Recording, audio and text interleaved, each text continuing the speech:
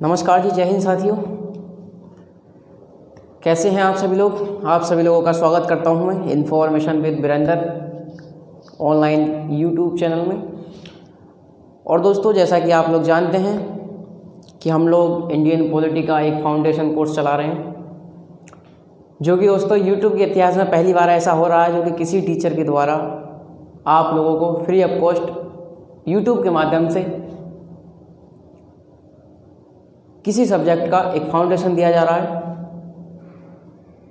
दोस्तों, आप लोग सपोर्ट बनाए रखें, अच्छा प्यार दें हम लोगों को, जिससे कि हम भी आप लोगों के लिए अच्छे से अच्छा कंटेंट तैयार कर पाएँ।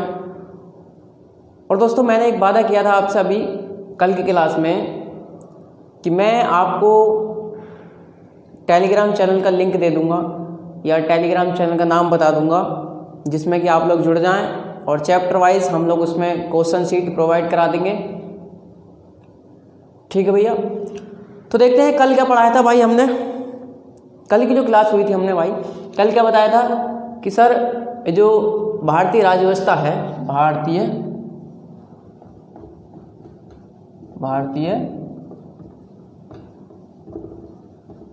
राज्य व्यवस्था। तो भैया भारतीय राज्य व्यवस्था का मैंने कल अर्थ बताया था कि भारतीय राज्य व्यवस्था का अर्थ मतलब भारत राज्य को चलाने वाली व्यवस्था।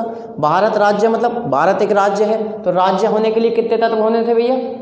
4 तत्व होने थे। और राज्य जो है वो क्या है? वो भैया अमूर्त अवधारणा है। और इस अमूर्त अवधारणा की मूर्त अवधारणा क्या है? तो सरकार है। तो राज्य होने के लिए कितने तत्व चाहिए? 4 तत्व। कौन से? भूमि, जनसंख्या, सरकार और संप्रभुता। संप्रभुता मैंने बताया कि भैया बिना किसी आंतरिक या बाह्य दबाव के निर्णय लेने की क्षमता। और दोस्तों, ये संप्रभुता जो होती है यही राज्य होने के लिए सबसे महत्वपूर्ण तत्व होता है, क्योंकि पूरा का पूरा खेल ही संप्रभुता का होता है। मैंने बताया था दोस्तों आपको कि ये जो यूपी, बिहार, पंजाब, महाराष्ट्र, ये सब ये क्या है? ये भैया राज्य नहीं है, ये क्या है? प्रांत हैं। ये क्या है? प्रांत हैं। जिसके पास ये चारों तत्व होंगे वो राज्य है, जिसके पास ये चारों तत्व नहीं होंगे वो राज्य नहीं है। उसके बाद मैंने बताया कि आपको भाई ये देश बोल दो या राज्य बोलो, एक ही बात है। क्या राष्ट्र भी एक ही बात है? क्या राष्ट्र भी एक ही बात है? नहीं भैया, नहीं। राष्ट्र जो है, राष्ट्र का दूसरा मतलब निकलता है और राज्य या देश का दूसरा मतलब निकलता है। राष्ट्र का मैंने मतलब बताया था आपको भैया समाज के बीच आपसी जुड़ाव, समाज के बीच आपसी जुड़ाव। और ये जुड़ाव भैया धर्म के नाम पर, भाषा के नाम पर, संस्कृति के नाम पर, इतिहास के नाम पर भी हो सकता है। यदि इन चारों के नाम पर आपको समाज में जुड़ाव दिखाई दे, भावनात्मक जुड़ाव दिखाई दे, तो ये कहलाएगा सांस्कृतिक राष्ट्रवाद। क्या कहलाएगा बच्चा? ये कहलाएगा सांस्कृतिक राष्ट्रवाद। और एक होता है राजनीतिक राष्ट्रवाद, तिरंगे के प्रति, राजनीतिक पार्टी के प्रति। कभी कभी मोदी जी भी नारा दे देते हैं, घर घर तिरंगा, हर घर तिरंगा, राष्ट्रगान के प्रति। इन सब के प्रति एक भावनात्मक जुड़ाव, क्या कौन सा राष्ट्रवाद? राजनीतिक राष्ट्रवाद कहलाएगा भैया। एक बात मैं आपको कमेंट में क्वेश्चन बताना है, आपको इसका आंसर मैं बता रहा हूं आपको क्वेश्चन, कि राष्ट्रवाद की जो भावना है, जो राष्ट्रवाद की भावना है वो अनपढ़ व्यक्ति में ज़्यादा देखने को मिलेगी या पढ़े लिखे व्यक्ति में ज़्यादा देखने को मिलेगी? मैं कह रहा हूँ आपसे भैया, ये जो राष्ट्रवाद की जो भावना है वो एक अनपढ़ व्यक्ति में ज़्यादा देखने को मिलेगी या पढ़े लिखे व्यक्ति में ज़्यादा देखने को मिलेगी? इस बात पर चर्चा हुई थी हमारी। इसका आंसर आप कमेंट में डालें। अगली चर्चा क्या हुई थी वो बता रहे हैं। तो भैया हमने इन चीज़ों पर चर्चा करी और हमने बताया था कल कि भैया इस राजनीतिक व्यवस्था की या राज्य या सरकार की आवश्यकता हमें क्यों पड़ी। तो हमने बताया भाई कि राज्य या सरकार की हमें आवश्यकता भैया क्यों पड़ी। इसलिए पड़ी क्योंकि भैया अगर ये नहीं होगी तो पुलिस नहीं होगी, सेना नहीं होगी और विधि नहीं होगी। विधि मतलब कानून, ये नहीं होगा। यदि ये नहीं होगा तो आप लोग सोच सकते हैं कि भैया समाज में क्या हो सकता है। मतलब अराजकता आ सकती है। अराजकता मतलब जिसकी लाठी उसकी भैंस।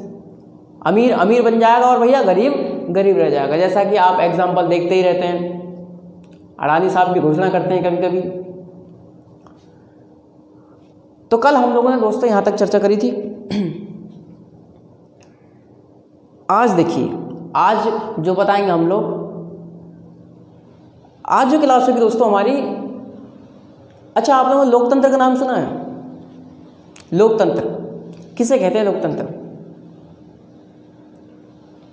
भाई आप लोगों ने तो एक ही परिभाषा सुनी होगी अब तक, एक ही परिभाषा सुनी होगी आप लोगों ने तब तक कि भाई जनता द्वारा जनता के लिए सरकार तैयार करना, क्या सही है? लोकतंत्र है, लोकतंत्र। आप लोग तो यही जानते हैं, इब्राहिम लिंकन का ये कथन है, यही जानते हैं आप लोग। ये लोगों द्वारा लोगों के लिए एक सरकार तैयार करना, इब्राहिम लिंकन का यही कथन है।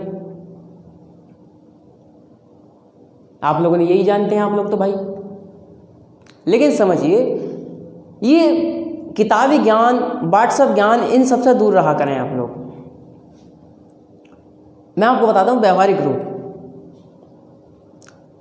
लोकतंत्र का एक्चुअली मतलब क्या होता है और इसका व्यवहारिक रूप क्या होता है, जहां से क्वेश्चन बना सकता है वो समझते हैं हम लोग। देखिए सुनिए, क्या भैया लोकतंत्र, लोकतंत्र या डेमोक्रेसी, डेमोक्रेसी। देखो सुनो, डेमो का मतलब होता है लोगों का, और क्रेसिया मतलब शासन, लोगों का शासन। भैया लोकतंत्र या डेमोक्रेसी का मतलब है लोगों का शासन। ऐसे इधर देख लो, लोक मतलब लोगों का, और भैया तंत्र मतलब शासन, तंत्र मतलब शासन।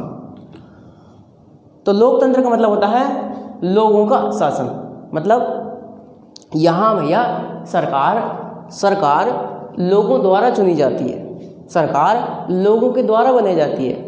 मोदी जी को आपने, मैंने, सबने मिलकर के चुना है, मिलकर के प्रधानमंत्री बनाया है, घर से प्रधानमंत्री ना बन गए वो।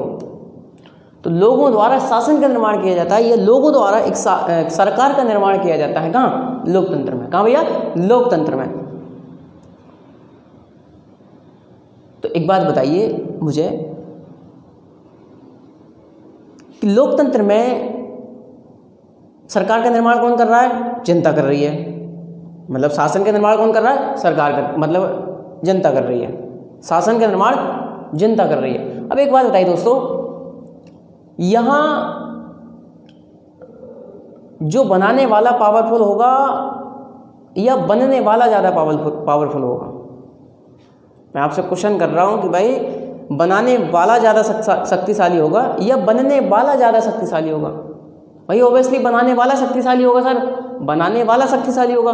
बनाने वाले कौन है? लोग हैं, जनता है, जनता है भैया, लोग, जनता है बनाने वाली। कौन है? जनता है बनाने वाली। तो लोकतंत्र में लोग जो हैं वो पावरफुल होंगे, बजाय शासन के। तो मतलब यही हुआ भैया लोकतंत्र में जनता यानी लोगों की शक्तियां जो हैं वो शासन की शक्तियों से ऊपर होती हैं। मतलब जो लोग हैं इनकी शक्तियां ऊपर होंगी भैया, और जो शासन की शक्तियां हैं वो कहीं ना कहीं नीचे हमको दिखाई देंगी। कहाँ? लोकतंत्र में। अब भैया ऐसे ही तो ये कम होना जाएंगी, ऐसे तो ये कम होंगी नहीं शासन की शक्तियां। किसके माध्यम से हम करेंगे इसे? तो भैया शासन की शक्तियों को सीमित जो करेंगे हम लोग, वो करेंगे संविधान के माध्यम से। किसके माध्यम से भैया? शासन की शक्तियों को सीमित जो करेंगे हम किसके माध्यम से करेंगे? किसके माध्यम से भैया? किसके? संविधान के माध्यम से। किसके माध्यम से बेटा? संविधान के माध्यम से बच्चा। ठीक है, किसके माध्यम से? संविधान के माध्यम से। मैंने कुछ ज़्यादा बड़ी बात नहीं बताई है, मैंने केवल इतनी बात बताई है कि भैया लोकतंत्र का मतलब होता है लोगों का शासन। लोगों का शासन यानी लोगों द्वारा सरकार तैयार की जाती है। जब लोगों द्वारा सरकार तैयार की जाती है मतलब लोग सरकार को बनाने वाले हैं, तो यहाँ कहीं ना कहीं लोगों की शक्तियाँ ऊपर होंगी सरकार की शक्तियों से। यही बात बताई ना। भैया लोकतंत्र में लोगों की शक्तियाँ ऊपर होती हैं बजाय शासन की शक्तियों से, यानी शासन सीमित होता है और लोगों की शक्तियाँ भैया ऊपर होती हैं। आई बात समझ में? भैया सीमित कर किसके माध्यम से करेंगे शासन की शक्तियों को? हम सीमित करेंगे संविधान के माध्यम से। किसके माध्यम से बच्चा? संविधान के माध्यम से। अब भैया संविधान क्या करेगा? संविधान क्या करेगा बच्चा? संविधान क्या करेगा? संविधान शासन की शक्तियों को 3 भागों में विभाजित करता है। कितने भागों में बेटा? शासन को 3 भागों में बांट देगा। 3 भागों में बांट देगा। कार्यपालिका, विधायिका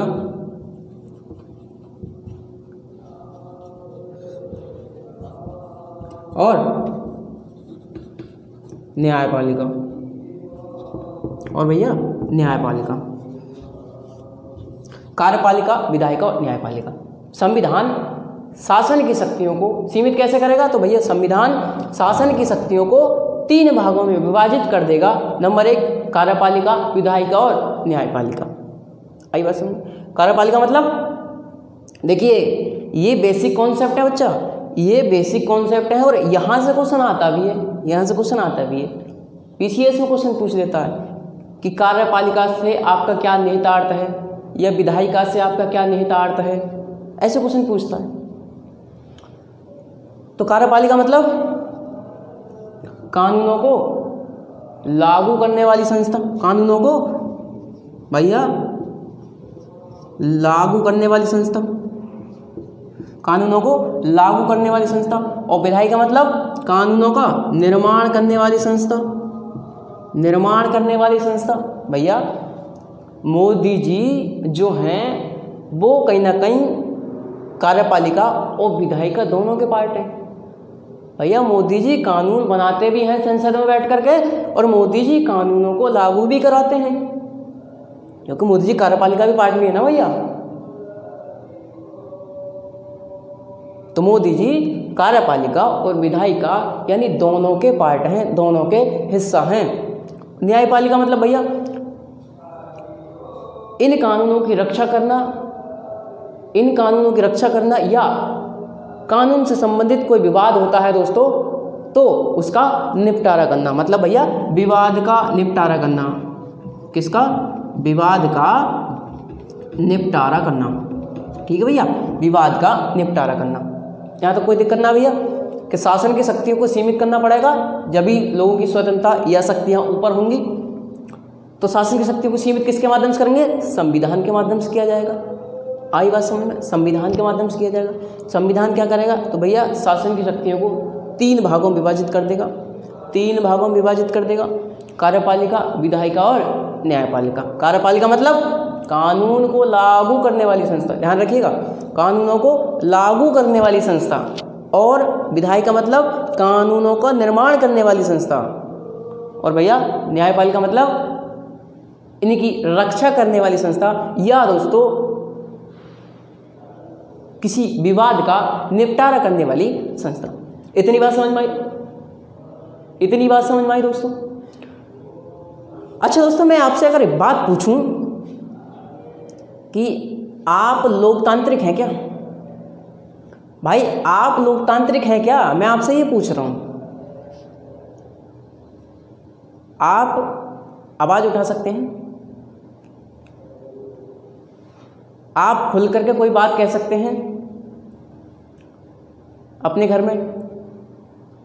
देखो देखो देखो, दूसरा व्यक्ति यहाँ खड़ा खड़ा कह रहा है नहीं सर हम नहीं कह सकते नहीं सर हम नहीं कह सकते। देखिए सुनिए, बच्चा मान के चलिएगा आप लोगों को, एग्जाम्पल है, आप लोगों को किसी लड़की को या किसी लड़का को किसी से प्यार हो गया, लड़का को किसी लड़की से प्यार होगा या किसी लड़की को किसी लड़के से प्यार हो गया दोस्तों,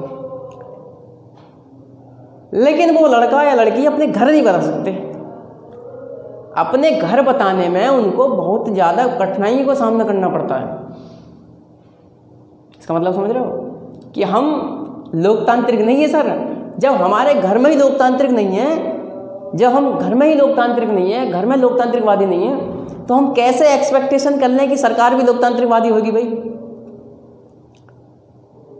क्योंकि सरकार जो होती है बच्चा, कहीं ना कहीं वो एक सरकार जो है, सरकार का छोटा रूप भी परिवार होता है। जैसे भैया, जैसे एक परिवार है, जैसे बच्चा एक परिवार है, परिवार से बनता है क्या, परिवार, बहुत सारे परिवारों को मिला दोगे तो क्या बनेगा, समाज, समाज, और बहुत सारे समाज को मिला देगा तो क्या बनेगा भैया, एक राज्य बनेगा, राज्य है, राज्य बन जाएगा। जब राज्य बन जाएगा तो भैया सरकार खुद ब खुद बन जाएगी, सरकार खुद ब खुद बन जाएगी। तो सरकार की सबसे छोटी इकाई कौन सी है, परिवार है, परिवार। तो बच्चा एक बात है, जब हम परिवार में ही लोकतांत्रिकवादी नहीं है तो हम कैसे एक्सपेक्टेशन कर लें, तो भैया हम कैसे एक्सपेक्टेशन कर लें कि भाई सरकार भी लोकतांत्रिकवादी होगी। समझ रहे बात को? तो अपने घर में आवाज़ भी उठानी पड़ेगी भाई, लड़ना भी पड़ेगा और सरकार से भी लड़ना पड़ेगा हमको, क्योंकि हमारी शक्तियाँ ऊपर हैं, शासन की शक्तियाँ नीचे हैं। आई बात समझ में? और दोस्तों, इस लोकतंत्र के लिए या इस वोट के लिए जो आज आप लोग जो वोट डालने जाते हैं, इस वोट के लिए या इस लोकतंत्र के लिए गांधी जी शहीद हुए, भगत सिंह शहीद हुए, चंद्रशेखर आजाद शहीद हुए, अंबेडकर शहीद हुए, तमाम देश के स्वतंत्रता सेनानी शहीद हुए। लेकिन दोस्तों, अभी कुछ दिन पहले की बात है, मैं कपिल शर्मा शो सुन रहा था, देख लेता हूँ कभी कभी दोस्तों। उसमें एक मच्छरदानी आई हुई थी, मच्छरदानी पहन के आई हुई थी एक हीरोइन, नाम नहीं लूँगा मैं, नाम नहीं लेता हूँ किसी का। तो मच्छरदानी कह रही थी कि हमें आज़ादी 2014 में मिली है, आज़ादी हमें 2014 में मिली है। 14 का मतलब समझ रहे हो, जब मोदी जी आए तब, जब मोदी जी आए तब आज़ादी मिली है उसे, वो ये कहना चाह रही थी। तो दोस्तों, जो लोग हमारे शहीद हुए इनके लिए, आज़ादी के लिए, इस वोट के लिए, इस मतदान के लिए, इस निर्वाचन के लिए, दोस्तों उनकी मेहनत कहाँ है भाई? आप उनकी भावनाओं को ठेस पहुंचा रहे हैं भाई। इतनी तो शिक्षा रखो अपने पास, इतना तो ज्ञान रखो अपने पास जो कि लोग तुम पे कोई टिप्पणी ना कर पाए। तो दोस्तों, बातों को समझें और ऐसे छोटे छोटे ज्ञान से दूर रहें, बचें, विषय पर अपनी समझ बनाएं और मेरे साथ दोस्तों जुड़े रहें। मैं आपको सिद्धांत तो पढ़ा ही रहा हूँ, लेकिन दोस्तों व्यवहार भी आपको मैं चलता हुआ दिखाई दिलवा दूंगा, गारंटी के साथ। व्यवहार आपको कूदता हुआ दिखाई देगा, कूदता हुआ समाज में। तो दोस्तों, लोकतंत्र पर चर्चा हुई। देखिए दोस्तों, दो टर्म और होते हैं, एक होता है संविधान और एक होता है संविधानवाद। आप लोगों ने संविधान नाम सुना होगा, संविधान तो सुना भैया कि सर संविधान तो होता है, सर संविधान तो होता है, सर संविधान तो होता है। लेकिन भैया संविधानवाद नहीं सुना सर हमने। संविधान तो सुना है भाई, लेकिन भैया सर हमने संविधानवाद नहीं सुना है। आइए भैया उसे भी सुनाते हैं आज तुम।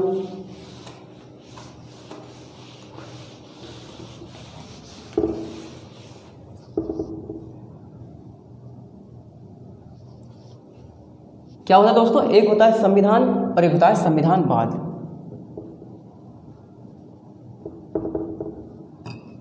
दूसरा होता है संविधानवाद।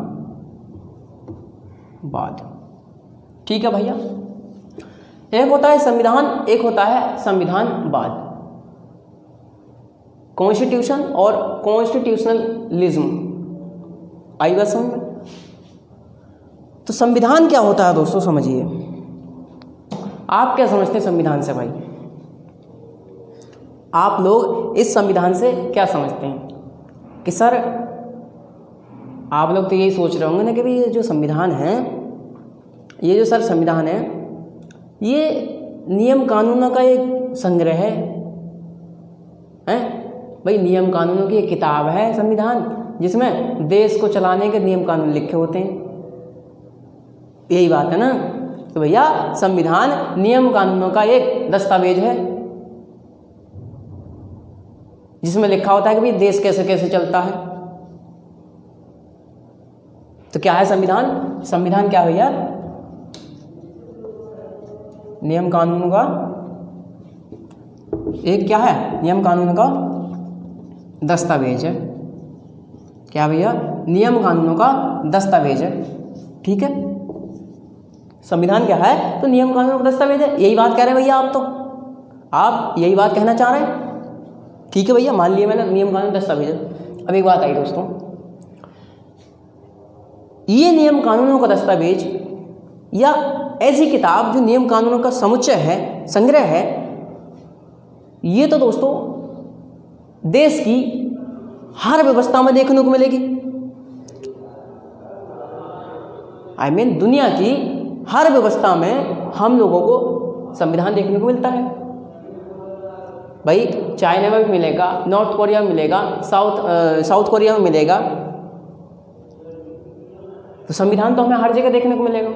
दुनिया की हर व्यवस्था में हमको संविधान देखने को मिलेगा। आई बात समझ में? तो नियम कानूनों का एक दस्तावेज है संविधान, लेकिन दोस्तों ये संविधान हमें दुनिया की हर व्यवस्था में देखने को मिलेगा। क्या मिलेगा भैया? हर व्यवस्था में, मतलब दुनिया की भैया हर व्यवस्था में ये देखने को हमको मिलेगा।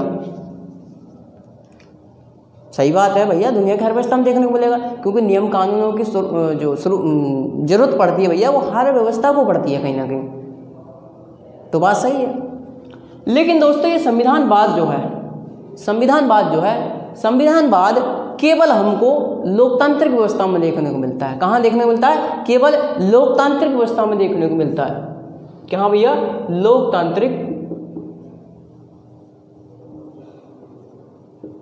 केवल लोकतांत्रिक व्यवस्था में हमको संविधान देखने को मिलता है। क्योंकि भैया लोकतंत्र में क्या होता है भैया? जनता की सहमति से शासन होता है। जनता की सहमति से शासन का निर्माण होता है भैया। जनता की सहमति से शासन का निर्माण होता है। भाई जनता की सहमति कैसे लेंगे? चुनाव करा करके। जनता की सहमति चुनाव करवा के तो लोगे। तो लोकतांत्रिक व्यवस्था में संविधानवाद हमको देखने को मिलता है, क्योंकि भैया यहाँ जनता की सहमति होगी। जब जनता की सहमति से शासन होगा, इसका मतलब जनता शासन बना रही है, जनता सरकार बना रही है। जब जनता सरकार बनाएगी दोस्तों, तो शासन की शक्तियां सीमित होंगी और लोगों की शक्तियां या जनता की शक्तियां ऊपर होंगी। आई बात समझ? तो संविधानवाद हमको कहां देखने को मिलेगा? कहां देखने को मिलेगा दोस्तों? लोकतांत्रिक व्यवस्था में हमको देखने को मिलता है। ठीक है। और दोस्तों एक बात बताइए, जब संविधान हमको दुनिया की हर व्यवस्था में देखने को मिलता है, जब संविधान हमको दुनिया की हर व्यवस्था में देखने को मिलता है, तो दोस्तों एक बात बताइए, यहाँ शासक की सर्वोच्चता होगी या लोगों की सर्वोच्चता होगी? दोस्तों मैं आपसे कह रहा हूँ कि भाई हम कह रहे हैं कि दुनिया की हर व्यवस्था में देखने को मिलेगा संविधान। तो जब ये दुनिया की हर व्यवस्था में देखने को मिलेगा, तो दोस्तों मुझे एक बात बताइए कि यहाँ शासक की सर्वोच्चता होगी या जनता की सर्वोच्चता होगी या लोगों की सर्वोच्चता होगी? तो भैया हमारे 2-3 स्टूडेंट बैठे हैं सामने, वो कह रहे हैं सर शासक की सर्वोच्चता होगी। किसकी बच्चा? शासक की सर्वोच्चता होगी। शासक की सर्वोच्चता होगी। किसकी भैया? शासक की सर्वोच्चता होगी सर, शासक की सर्वोच्चता होगी। लेकिन दोस्तों यहां शासक की सर्वोच्चता नहीं होगी, यहां शासक की सर्वोच्चता नहीं होगी। यहां किसकी सर्वोच्चता होगी? यहां किसकी सर्वोच्चता होगी दोस्तों? तो यहां नागरिकों की सर्वोच्चता होगी। यानी कि लोगों की सर्वोच्चता होगी या जनता की सर्वोच्चता होगी? किसकी? यहाँ भैया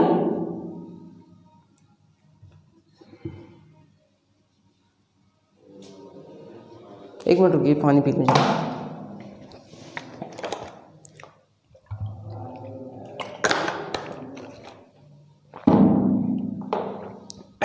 आइए, तो हम कह रहे हैं भैया यहाँ शासक की सर्वोच्चता होगी, लेकिन दोस्तों यहाँ किसकी सर्वोच्चता होगी? यहाँ जनता की सर्वोच्चता होगी। क्यों जनता की सर्वोच्चता होगी? क्योंकि भैया विधि ने या संविधान ने ऐसा पहले ही कर दिया है लोकतांत्रिक व्यवस्था में कि भैया लोगों द्वारा शासन का निर्माण किया जाएगा। तो यहाँ जनता की सर्वोच्चता होगी, लेकिन दोस्तों अल्टीमेटली किया किसने है? अल्टीमेटली किया किसने है ये व्यवस्था कि भाई जनता की सर्वोच्चता होगी? संविधान ने।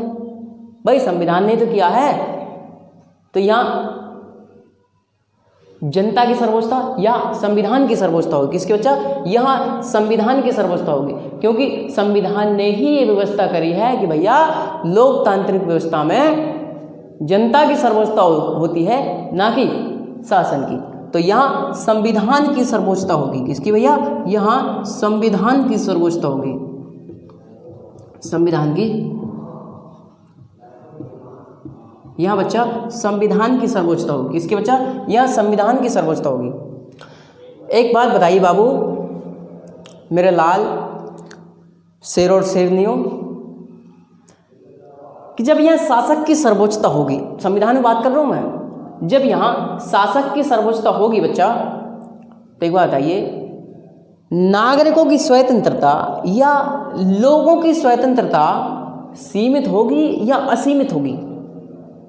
भैया मैं कह रहा हूं जब यह शासक की सर्वोच्चता है, मतलब शासक मतलब शासन की जहां सर्वोच्चता है, वहां लोगों की स्वतंत्रता या लोगों की सर्वोच्चता या लोगों की स्वतंत्रता ज़्यादा होगी या सीमित होगी?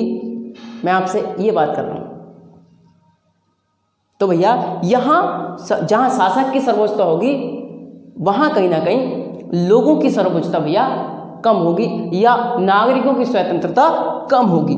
भैया यहाँ नागरिकों की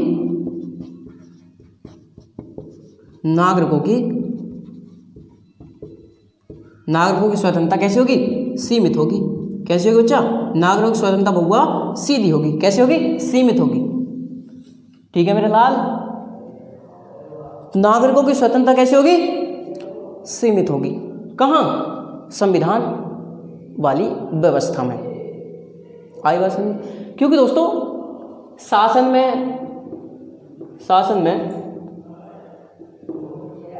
में और जनता में एक दूसरे के विरोधाभासी रिश्ता होता है। क्यों भैया? जब शासन की शक्तियां ऊपर होती हैं तब जनता की शक्तियां नीचे होती हैं, और जनता की शक्तियां यदि ऊपर होंगी तो भैया शासन की शक्तियां ऑब्वियसली नीचे ही होंगी। तो यही बात है कि भैया जहाँ शासक की सर्वोच्चता है वहाँ कहीं ना कहीं नागरिकों की स्वतंत्रता हमको सीमित देखने को मिलेगी दोस्तों। और जहाँ संविधान की सर्वोच्चता है दोस्तों, जहाँ संविधान की सर्वोच्चता है दोस्तों, वहाँ दोस्तों हमको क्या देखने को मिलेगा? वहाँ हमको नागरिकों की स्वतंत्रता ज़्यादा देखने को मिलेगी। क्या मिलेगी भैया? नागरिकों की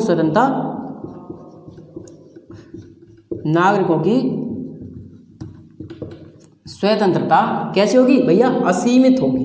कैसी होगी बच्चा? असीमित होगी। क्योंकि भैया यहाँ क्या हो रहा है? यहाँ जनता द्वारा शासन का निर्माण किया जा रहा है। लोकतंत्र है। किसने बनाया लोकतंत्र? विधि, संविधान ने बनाया भैया। आई बात समझ में? तो संविधान की सर्वोच्चता में नागरिकों की स्वतंत्रता अधिक होगी, या शासक की सर्वोच्चता में नागरिकों की स्वतंत्रता सीमित होती है। भैया मैं आपको बता दूं बात, एक बात बताइए, जहां नागरिकों की स्वतंत्रता दोस्तों कम है, जहां नागरिकों की स्वतंत्रता कम है, वहां शासन की सर्वोच्चता या शासक की सर्वोच्चता अधिक होगी। वहां शासन की सर्वोच्चता या शासक की सर्वोच्चता अधिक होगी, यानी कि शासन असीमित होगा, यानी कि शासन असीमित होगा। शासन कैसा होगा यहाँ? असीमित शासन होगा भैया। कैसा शासन होगा यहाँ? असीमित शासन होगा। यहाँ कैसा शासन होगा? नीचे तक आ रही है ना वीडियो? तुम यार कैसे आदमी हो, हमारे तो एडिटर ही ऐसे हैं। चलिए, जहां शासक की सर्वोच्चता है, जहां दोस्तों शासक की सर्वोच्चता है या शासन की सर्वोच्चता है, वहां असीमित शासन हमको देखने को मिलता है। और दोस्तों जहां संविधान की सर्वोच्चता है या नागरिकों की स्वतंत्रता अधिक है, वहां हमको शासन कैसा मिलेगा? शासन भैया सीमित देखने को मिलेगा। सीमित शासन देखने को भैया हमको मिलेगा। सीमित शासन हमको देखने को मिलेगा। ये पूरा आ जाना चाहिए भाई, देख लियो, ठीक है? ये पूरा आ जाना चाहिए, चाहे जूम थोड़ा कम कर लियो। तो दोस्तों ये तो बात करी हमने संविधान की और संविधानवाद की। कैसी बात की दोस्तों? हमने संविधान की और संविधानवाद की हमने बात करी, ठीक भाई। एक बताइए दोस्तों, दो टर्म होते हैं, संविधान से सरकार और संवैधानिक सरकार। दो टर्म होते हैं, संविधान से सरकार और संवैधानिक सरकार। देखिए, संविधान से सरकार तो ये वाली है, संविधान से सरकार ये वाली भैया, संविधान से सरकार ये वाली है। लेकिन दोस्तों संवैधानिक सरकार कौन सी वाली है? ये वाली है,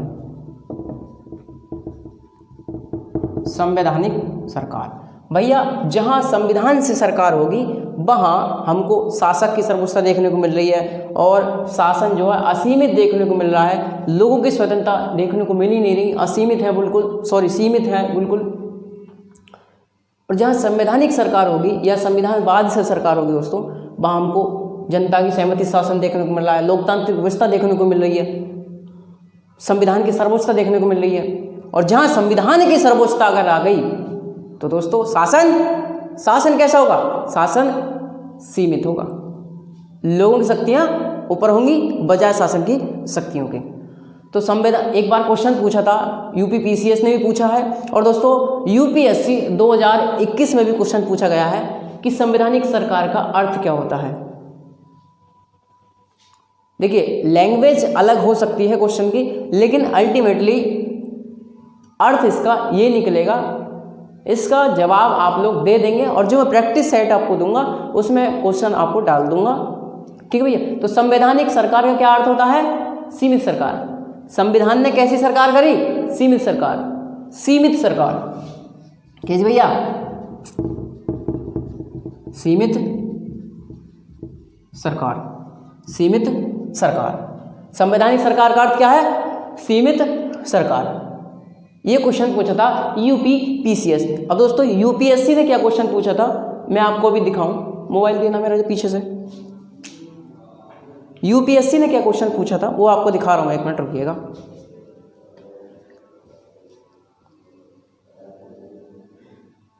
वन मिनट वेट प्लीज।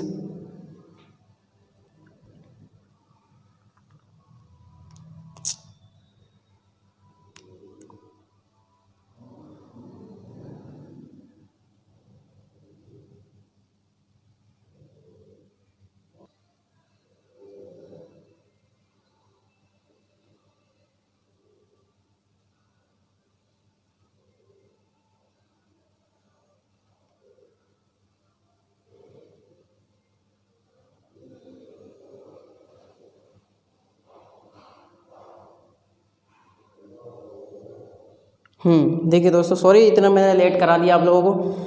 तो देखिए क्वेश्चन क्या पूछा था यूपीएससी 2021 में, कौन से दोस्तों में? यूपीएससी 2021। यूपीएससी 2021 में क्वेश्चन ये था कि संवैधानिक सरकार का आशय क्या है? संवैधानिक सरकार का आशय क्या है? क्योंकि आप लोगों को तो पहले ही पता है भैया सीमित सरकार है। संवैधानिक सरकार का अर्थ सीमित सरकार। आप समझिए, देखिए ए ऑप्शन था किसी राष्ट्र की परिसंघीय संरचना वाली एक प्रतिनिधि सरकार। ये तो पहले से गलत है क्योंकि परिसंघीय वाली व्यवस्था की बात कर दी, कन्फेडरेशन की बात कर दी। कोई सरकार जिसके प्रमुख के पास नाम मात्र की शक्तियाँ हों, मतलब ये भी बात सही नहीं है। कोई सरकार जिसके प्रमुख के पास वास्तविक शक्तियाँ हों, मतलब अध्यक्षात्मक व्यवस्था की बात कर रहे हैं। कोई सरकार जो संविधान की सीमाओं से परिबद्ध हो, कोई सरकार जो संविधान की सीमाओं से परिबद्ध हो, या दोस्तों संविधान की सीमाओं में रह करके कार्य करे। मतलब अल्टीमेटली आंसर क्या निकल रहा है? यह सीमित सरकार। सीमित सरकार है जब भी तो संविधान की सीमाओं में रह करके काम कर रही है। आई बात समझ में? तो संवैधानिक सरकार का अर्थ सीमित सरकार भैया होता है। और दोस्तों जहाँ राजा की शासक यानी राजा की सर्वोच्चता होगी या शासक की सर्वोच्चता होगी दोस्तों, वहाँ हम वैसे भी व्यवहारिक रूप में भी देखें तो कहाँ हम लोग इतनी भागीदारी ले पाते हैं शासन में, और कहाँ हम लोगों को स्वतंत्रता मिल पाई दोस्तों। नॉर्थ कोरिया में जो वहाँ का शासक है, यदि उसने कह दिया कि दिन में केवल आप 2 लीटर ही पानी पियोगे या केवल बाल 3 प्रकार के ही 3 स्टाइल के ही कटवाए जाएंगे, तो भाई 3 स्टाइल के ही बाल कटवाए जाएंगे। आई बात समझ में? आ रही बात समझ में तुम्हारे? तो भैया जहाँ संविधान होगा भाई वहाँ हम कैसे लोगों की स्वतंत्रता की जिम्मेदारी ले सकते हैं, या कहाँ हम कैसे शासन को सीमित कर सकते हैं। यहाँ तो असीमित शासन होगा, शासक की सर्वोच्चता होगी, यहाँ शासन भी सीमित होगा और संविधान की सर्वोच्चता होगी। संविधान की सर्वोच्चता होगी दोस्तों। लेकिन दोस्तों एक्चुअली संविधान का अर्थ क्या होता है? देखिए समझिए, एक्चुअली संविधान का अर्थ क्या होता है। ये बात सही है, ये सब कुछ ठीक ठाक है, लेकिन दोस्तों भारत के परिप्रेक्ष्य में संविधान का क्या अर्थ होता है वो हम आपसे बात करें तो दोस्तों भारत के परिप्रेक्ष्य में संविधान मतलब संविधानवाद या संवैधानिक सरकार की बात करी जा रही है। जहाँ हम संविधान की बात करें भारत में, वहाँ भैया संविधानवाद और संवैधानिक सरकार उसमें अंतर्निहित होते हैं। जहाँ हम भारत के संविधान की बात करेंगे वहाँ भारत के संविधान में संविधानवाद अंतर्निहित होता है दोस्तों। और भारत के परिप्रेक्ष्य में यदि मैं संविधान की बात करूं तो संविधान का अर्थ एक ही होता है कि भाई संविधान